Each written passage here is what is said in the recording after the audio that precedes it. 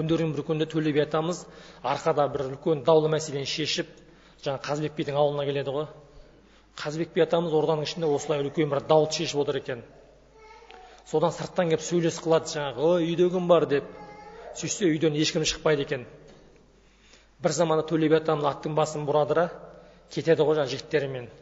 Қазыбек би үйде отыр, дауды шешіп жаңа үлкен мәселені. Содан дау біткеннен кейін Қазыбек айтады, ой, жігіттер, жаңа біреулер келіп сөйлес қылды ғой сырттан, барып қараңдар дейді.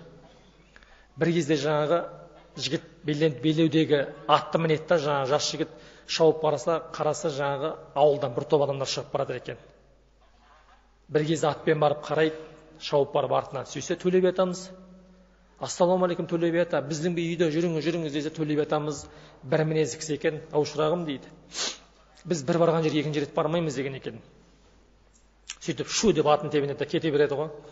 Ана жігіт аласұрып шауып келеді да, жаңағы атын байлай салып үйге жүгіріп кірген кезде Қазыбек би анау жақта отырып салы суға кетіп, біліп едім Төледен қайтарылмайтын деген екен. Ол Төле ғой, өйткені ол айтпайды, айтса айтқаннан қайтпайды, бір бетке Төле ғой. Енді осы менің қылығымда дейді, үйден шықпай қойғанымда, ертең бір билердің кеңесінде, үлкен ақсақалдар отырысында менің бетіме басатын болды ғой деп жаңағы салы суға кетіп отырады. Сонда ақсақалдар, ау, ағата, Қазеке, Қазыбек, өзің барсаңызшы, досыңыз ғой дейді. Жоқ дейді, маған да көнбейді Төле би дейді.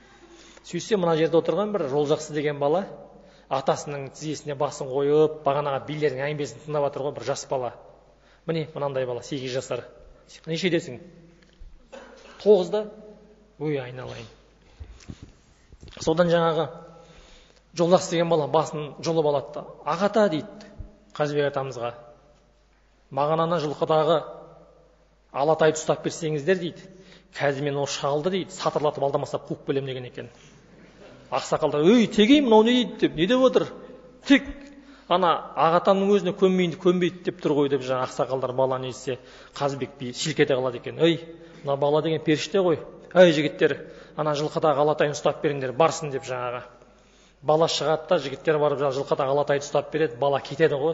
Әне-міне деп бұлар шыған дегенше Төле би атамыз 5-6 қыз асып кетті жаңағы. Бір заманда шауып барып жаңа бала алдынан келіп орағыты келіп тоқтайды ғой Төле би атамыздың алдынан.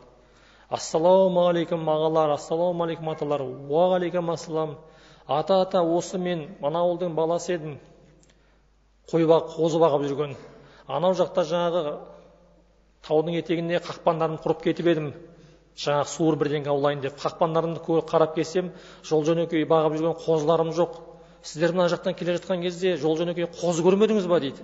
Төле би атамыз бүйтіп аттан бүйтіп қарап, ой, шырағым, көрмедік дейді екен. Шөдеп кете берген кезде бағана Жолжақсы, ата, осы сіз Төле би боласыз ба дейді. Иә, шырағым, болсақ болармыз дейді. Төле би ата, осы сізді көрсем мен бір 3 сұрағым бар еді сізге қойсам деп жүрген. Соны қойсам бола ма дейді. Қоя ғой шырағым дейді. Ата дейді, осы ағайын туыстың ортасында бір реніш болып жүреді. Сол реніш бір-біріне деген ағайынның алауыздығы. Бұл қалай тарқайды, немен бітеді? Шырағым дейді, сенің мәселен сенің ауылын алып қарайық. Сол ауылда бір үй болады. Сол үйдің қымызы дәмді болады. Дастарқаны үнемі жайылып тұрады. Сол жаңаға берекелі үйге сен де барасың шырағым, мен де барам, ана кісі де барады, сенің араздасқан. Сөйтіп ағайын туыс бірге жүріп, шәй ішіп, бағана үйде қымыз ішіп, бір-бірін беттерін көріп жүріп, күндердің бір күні татуласып кетеді шырағым депті. Ата, екінші сұрағым, ер мен әйелдің ортасында реніш болады ғой бір. Ол немен тарқайды депті. Шырағым, әлі жассың ғой, кейін басыңа енді түсінесің. Ер мен әйелдің реніші бір жұма шырағым.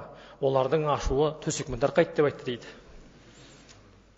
Содан ана тайын тебініп қасына кеп, Төле би ата деп жақындайды ғой, атын жақындатады да жаңағы. Үшінші сұрағым осы, аға мен іннің ортасында реніш болады ғой дейді. Сол немен бітеді, немен тарқайды дейді. Шырағым, аға мен іннің ортасында да реніш болып тұрады, бірақ аға бордан, іні зордан дейді. Аға бордан, іні зордан. Бордың атасы құм, анасы тас. Тас мүжіледі, құм үгіледі. Іні кесірлі болса да іні аға кешірімді көрік дейді ғой. Түсініңіздер ғой, ана аға бор ғой, бордың анасы тас, атасы тас, анасы құм. Тас мүжілсе де, құм үгілсе де, ол інісінің жаңағы тентек мінезіне шыдау керек ол. Мүжілсең де, үгілсең де. әне кесірлі болса да аға кешірімді болу керек деген кезде жол жақсы, шылбырынан шап береді ғой.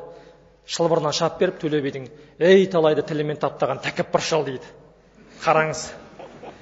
Ей талайды тілімен таптаған тәкаппар шал, жаңа ғана әніңнің бір қылығын көтере алмай, жоныңды теріс тап кетіп барасың ғой, түс алды ма дейді жаңағы. Төле би бірден біледі жаңағы. Қазыбек ренжіп кетіп бара ғой інісіне. Әне кесірлі болса да аға кешірімді болу керек деп тұр да жаңағы. Сонан бала ей талайды тілімен таптаған тәкаппар шал, жаңа ғана әніңнің жаңағы бір қылығына ренжіп, жоныңды теріс тап кетіп барасың ғой дейді. Түс алды ма деген екен жаңағы.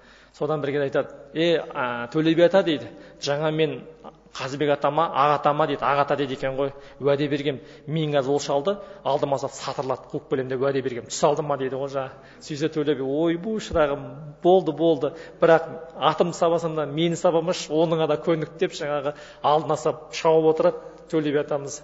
Бір кезде Қазыбек атамыз жаңа настроениесі жоқ, көңіл күйдеген түсіп кеткен, киіз үйдің ішінде отырса дүгүдүк кәдімгі топырлаған аттың дауысы келе жатыр дейді. Далаға шығып қалса, бағана жол жақсы, ендігі ара ағатам аттан үйінен аттап кетесің ба? Түс дегеннен кейін түс деп Төле биді сабап келе жатыр дейді. 8 жасар бала да сонда даналық деген қайда жатыр мысалы қарасаңыз.